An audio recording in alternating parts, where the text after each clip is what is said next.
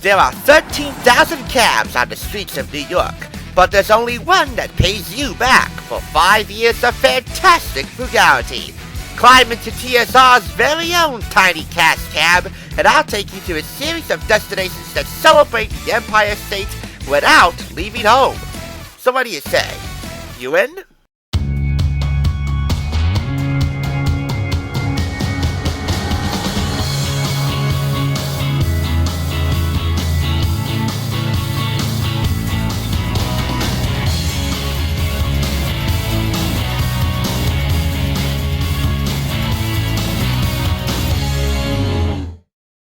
Welcome. Take a ride on the Thrift Store Rundown's Cash Cab of Dreams, where we're celebrating our 5th anniversary by bringing the Big Apple home on a budget.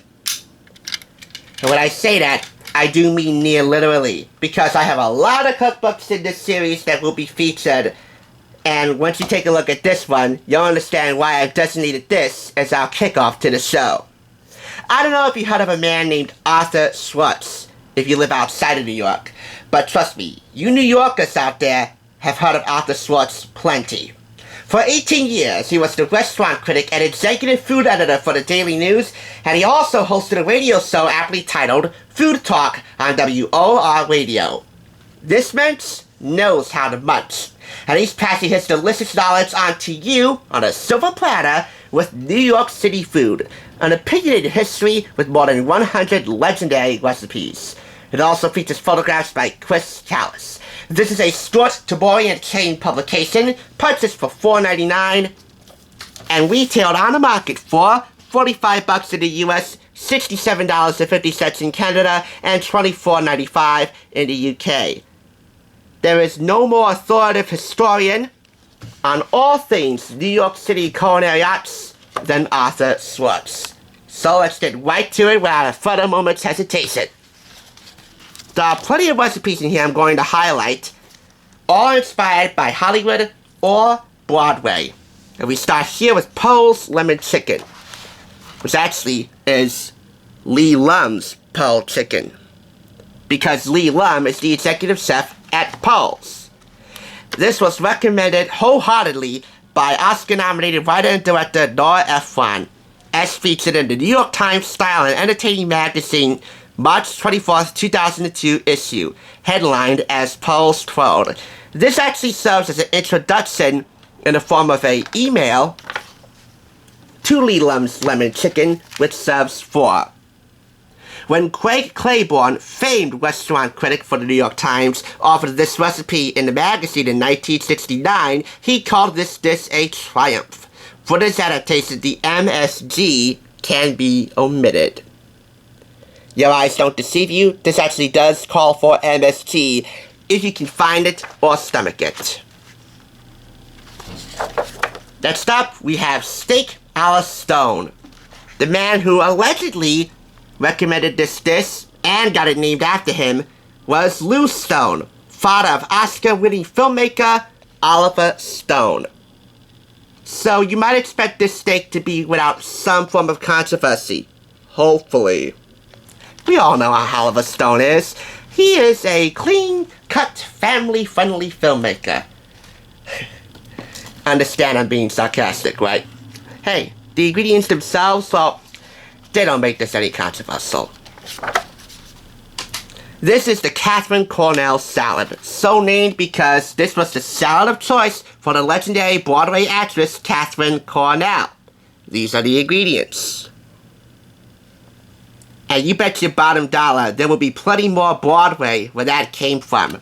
As you know, the pattern for the series is as follows: Cookbook, New York City item, cookbook, cookbook, New York City item, cookbook, and so on, until I run out of either the playbills or the New York items. You'll find this in the Glamour Years section. Here we have Stork Club Chicken Burgers, a favorite of Stork Club regular Irving Berlin, one of the legendary lyricists, composers, and maestros in the history of the golden age of Hollywood. This makes 8 burgers. And if I gotta eat a burger somehow, well, it's going to be chicken. I'm not a red meat person as of yet. Gotta watch my figure somehow. but that sings a delicious tune without even looking at a photograph. For desserts, we have black and whites. Black and whites gained a second traction of popularity thanks to Seinfeld.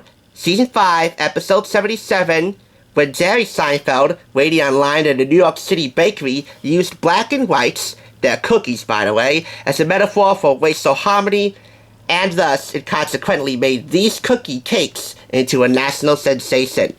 However, Arthur Schwartz says that black and whites aren't very good tasting.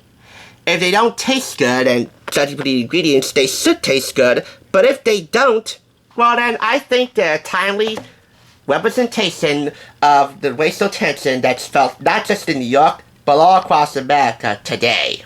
And that doesn't feel very good. But still, you should give those a try. Finally, we have here Lindy's Strawberry Shortcake, which made a believer out of Bill Paley, one of the legendary leaders of CBS. Barbara Kafka was trying to have the American Deli so named in her little restaurant in the CBS building. This strawberry shortcake got her on that path. It was named American Charcuterie, closest to American Deli. And as for American Deli, well, just about everywhere in New York you'll find a deli or a corner deli somewhere, and that's something that Arthur Schwartz doesn't really like. A true deli is named a delicatessen. Deli actually being German for delicate, delicious, and exquisite. Tess means to eat. Delicatessen, delicious to eat. And this is a delicious treat for the eyes as well as the taste buds. Beyond the recipes themselves, this is an opinionated history, but it's also quite an accurate and definitive history. As Arthur explains the restaurant's humble and not so humble beginnings, executive chefs, sous chefs, proprietors, regulars, and some of the signature dishes in the restaurants with vivid clarity and, of course, a sharp, if somewhat subdued, wit. As far as the photographs go, well, it's a blended mix, meaning there's black and white and full color photography of the restaurants, some drawings, some food, some of the signature dishes, some of the regulars, sous chefs, and so on. However, no photographs of any of the finished recipes in this cookbook. But given the amount of photography in here, again, black and white and color, historical, and just luscious to look at sometimes, well, I think I can forgive Arthur for this, as well as Chris Callis. Just like New York City itself, this cookbook has a vast spectrum of cultures here. Seafood, Delmonicals, feeding the people, the golden age of cocktails, the Germans, the Irish, the Jews, Italians, Chinese, grand hotel dining, lobster palaces, steakhouses, hot dogs, glamours, the French, the corner bakery, coming of age, soul food, contemporary classics, and the new immigrants. The acknowledgement section is also of note here because he acknowledges his radio listeners, which I equate to acknowledgement of the fans. So good on, Arthur. There is no other book like this because only Arthur Schwartz could write it. He is the foremost authority on eating and cooking in New York City. We give Arthur a perfect 30 for funny stories, historical insights, and delicious recipes that work, says Tim and Nina Zagat of the famed Zagat Restaurant Survey. I can't give 30 points here. All I can give is 5 claps. And judging from the amount of scrumptious material in here, it deserves 5 claps and nothing less. Arthur Schwartz doesn't like New York City to be labeled a melting pot. Well, what other time would you think be appropriate for New York City, Arthur, or for New York State as a whole? There are so many cultures congregating and converging in the city of New York that it has a direct reflection on not just the citizens and tourists and visitors, but in every facet of New York City living. And that includes the food. With all due respect, Arthur, what you cooked up in this real melting pot of a cookbook is quite a buddy boiler. In other words, it's so killer, it's scary. Thanks for watching, and remember, if you can make it here on a budget, then you can make it anywhere without loosening up your belt buckles. At least that much. I'll catch you on the flip side.